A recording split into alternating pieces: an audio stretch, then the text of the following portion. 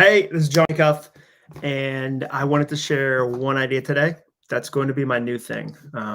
Maybe not. Maybe I'll stop it. I don't know. I like to announce things like I'm going to do them forever, over and over and over and over and over, and then do them one time. So I've already done this twice. That's double one, which is my usual track record. So I feel pretty, I don't want to say we've got momentum, but I've been hearing other people say that. They've been like, what? Jon Acuff did 2 YouTube lives back-to-back days. Like, wow. I know, it's pretty amazing. So today I'm going to share one idea, and it's an idea that is on this Post-it note. That's what I'm going to do. I've got a stack of these. These are Post-it notes that we made when my book Finish came out, and they say, today I will finish. So I've got stacks and stacks and stacks of these things. And so I wrote down an idea today on this one, and I thought I'd share one typo trick that I use to fight perfectionism. I am a recovering perfectionist, and I say recovering because I feel like there's days where I crush it. Like I launch the thing I'm going to launch. I actually get it done. I write the page. I do the thing. And then there's other days where perfectionism just crushes me. So I'm recovering, and there is a trick I use to fight it. And I use typos to do that. So I'm going to explain that. Pauline just asked, can you tell me one more time how many words is good for a chapter and good for a book? I think for me, my books are 50,000 to 60,000 words long, and a chapter is like 2,700 to 3,000 words. That's a nonfiction. So 50,000 to 60,000 total, 2,700 to 3,000. Great question, Pauline. Okay. So the other day, I was in a bookstore, children's bookstore, and I saw a book called Everyone Poops. Are you familiar with this book?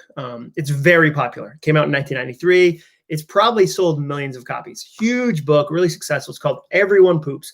And parents love it because if your kid is afraid of potty training and kind of is like having a hard time with that, you're able to go like, hey, like, no, like here's a book about that. Like, and it's colorful and it's really well designed and it encourages kids.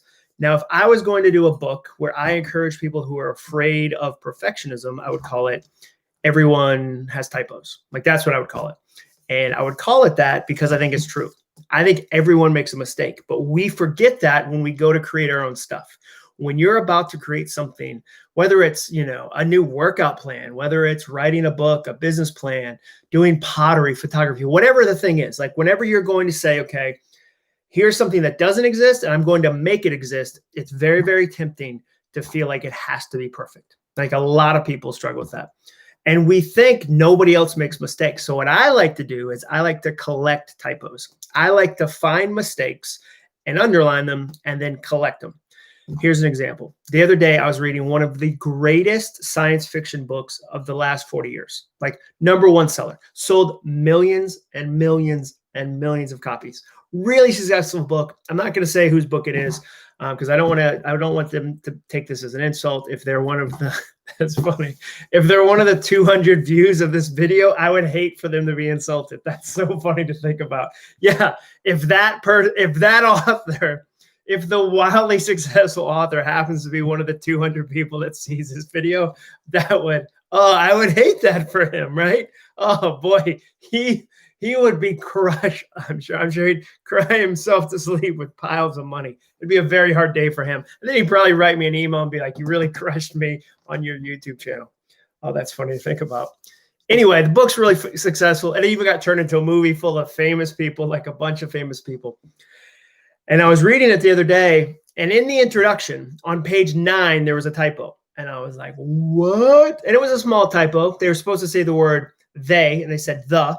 So the sentence was all broken. But then on page 12, they left an I out of a word, and that word was going. So when you remove the I, it turns into gong. Like in the middle of a sentence, just the word gong. And it felt like that, like it stopped the whole paragraph.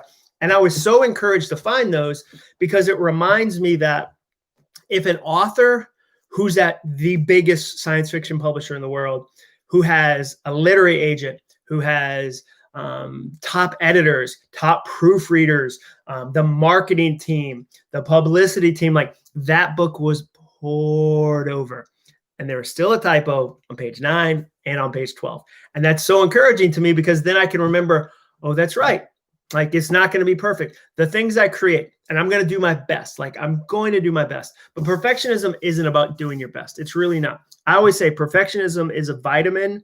I mean, it's a poison that pretends to be a vitamin. It tells you, like, no, I'm here for your own good. Like, I'm going to make sure you've got a great work ethic and you're detailed and you think it's going to go well. It doesn't go well. It really doesn't.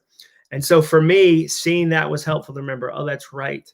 Like, I'm going to make mistakes, and everybody makes mistakes. I love to find, like, when a huge brand, like when Nike has a typo in something they do, I'm like, Nike, like, they have tens of thousands of employees.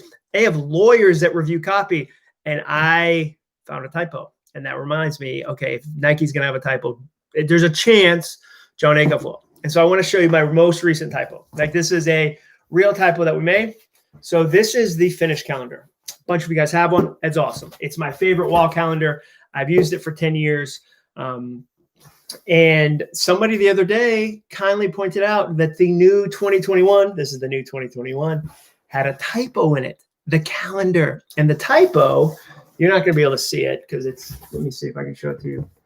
It's backwards. I apologize for that. So right here, it goes July 6th, July 14th, July 8th.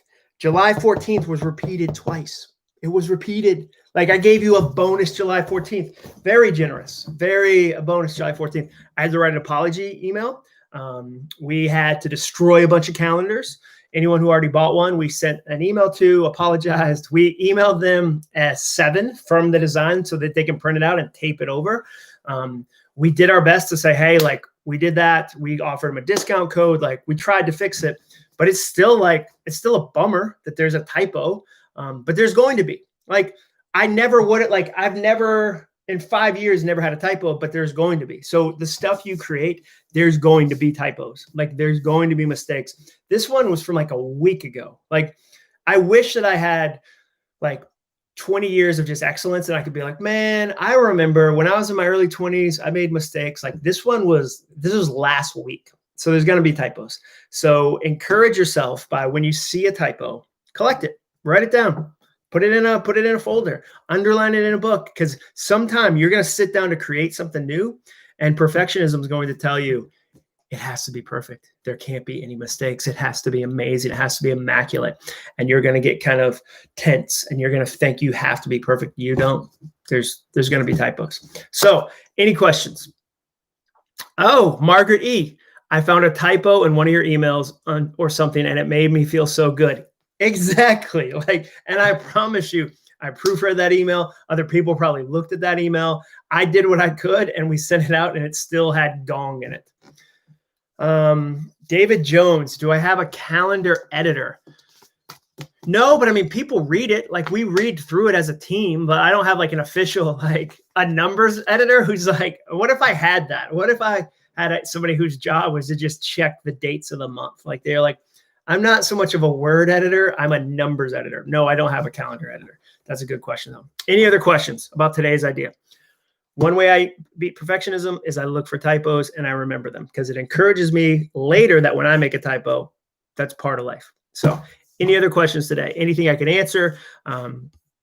There's 7 people on here. So this is your shot. If you've got a question, you're like, I'm just gonna go for it. Throw it into the chat and I'll answer it. If not, I will go put this calendar back over against the wall and I'm going to go about my day. But I love getting to do these kind of quick ideas. David Jones, I'm available next year on Fiverr to calendar edit. That's so funny. Yeah, I guess I could. I'm sure somebody on Fiverr would edit the calendar. Oh yeah, David Mike just pointed out another typo. So in my book, I believe it was do-over. Yeah. No, it was Finish. In Finish, I said that the Teenage Mutant Ninja Turtles sensei was Stick, and it's not Stick, it's Splinter. Stick is the sensei of Daredevil. Like, this is so many layers of nerd. And believe me, every nerd emailed me. It was like, hey, by the way, Teenage Mutant Ninja Turtles, like, their sensei isn't Stick, it's Splinter. And then in Start, another book I wrote, I said that Terrell Owens had caught 1,000 touchdowns. 1,000. What a career, right? 1,000 touchdowns. Turns out he's caught 100. I was off by a factor of 10. And every sports fan was like, hey, dum-dum, Terrell Owens hasn't caught 1,000 touchdowns. No one in the entire history of the NFL has caught 1,000 touchdowns. And again, great editors, people were looking at it. We did everything we could to make sure it was good, and we still had typos. Margaret E., I'm starting my first book. It is about many different topics about my life. Should I try to make them separate books or tie all the stories together? Margaret E., here's what I would say. If it's your first book, do the easiest thing. Do the easiest thing possible. Like, I want your book to have a shot. Like, I want to see you get to the finish line. I'm all about finish course right now, finishcourse.com. If you're curious about what it takes to finish a goal, I've got a course, blah, blah, blah. That was a sales pitch. But Margaret, I'd rather you do the easiest thing. So if you told me, John, I've got a book, it's going to be like 7 different books, I'm going to weave it all together, here's what I'm going to do, I'd go, whoa, you're already making it too complex. Like, you're already reducing your chances of actually finishing. So if it were me, Margaret, I would do one book, and I would do the easiest one to write first, and that would give you some momentum for the second book and the third book. But if you get this huge project that's like unwieldy, you'll never actually do it. So I would do the easiest book first. And that goes with any goal. Like, I would do the easiest thing first. Like, do the easiest thing first. Get a little bit of momentum. All right. Late Night Music and Poetry asks, do you promote your motivational speaking, or is it by word of mouth that this is the guy you need speaking at your business? Thanks for all you do. Oh, great question. Do I promote my motivational speaking?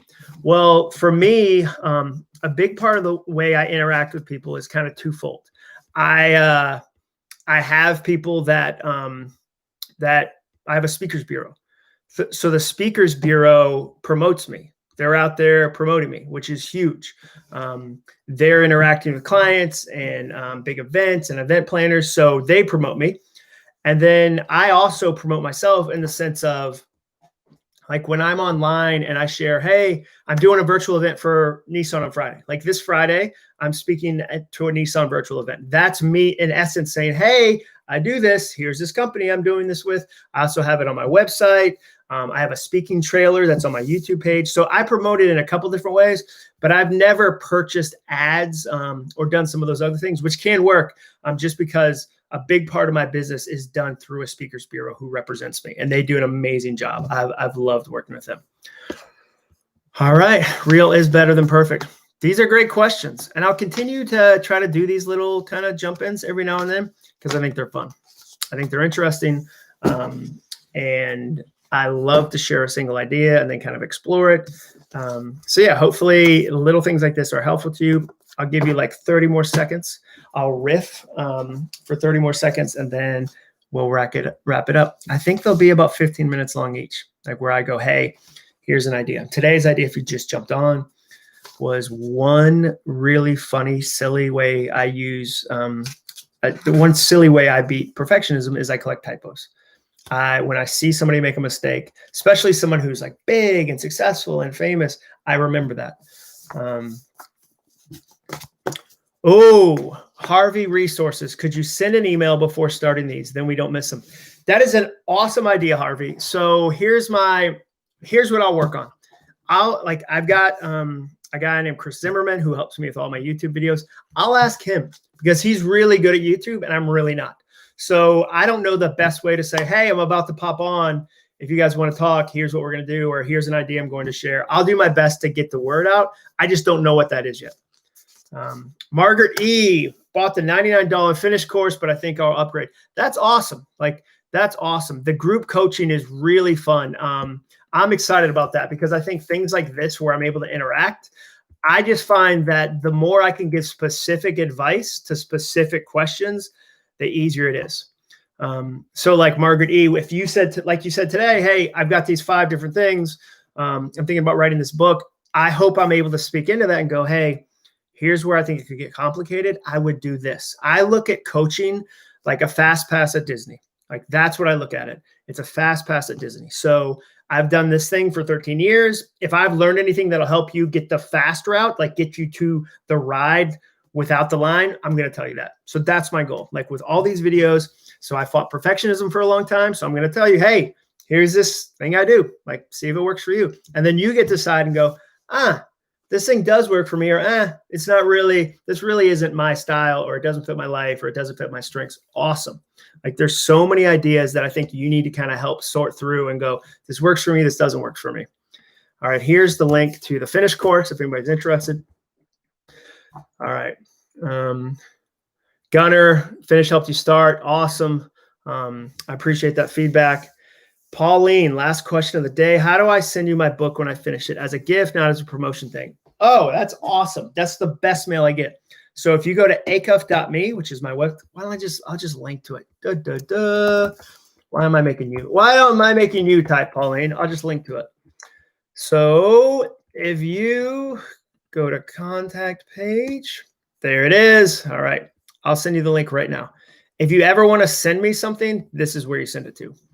Boop, boop. There you go. There, my PO box is on there. So I would love to get a copy of the book that you finish. That's the fun part of the finish course to me, is that people send me like photos of their emptied out attic, invitations to their graduations, like weight loss progress photos. Like I get to see the best direct messages, the best emails, the best mail. So awesome. Margaret E., I'll see you inside the finish course. Pauline, thank you for the questions. Gunner, thanks for checking out. Harvey, I'll work on that. I'll work on figuring out how I tell you guys, like, hey, I'm doing this thing. So as many of you can watch. But in the meantime, a couple people recommended that. Click the notifications. Like, click the notifications so that you get alerted when I come on and I'm like, hey, here's an idea. I think you should try this. I think it could help. Here's something I've done in my own life. I think it'll help your life. Boom. Margaret E. All right. That's a sneaky last question, but it's a good one. Santa's doing great. Jenny was able to repair him. Santa, we have a massive Santa in our front yard. If you don't follow me on Instagram, you're really missing out. It's just, I'm just at Jon Acuff. But we have a 20-foot tall Santa, and he's 4 years old, which is 1,000 years old in the inflatable game. Like in the inflatable game, that is very old. And he's got rips all over because the plastic is kind of getting brittle. And so Jenny will go out and sew him tight, like stitches. So I would say that dude probably has 200 stitches right now. And you know what's really neat?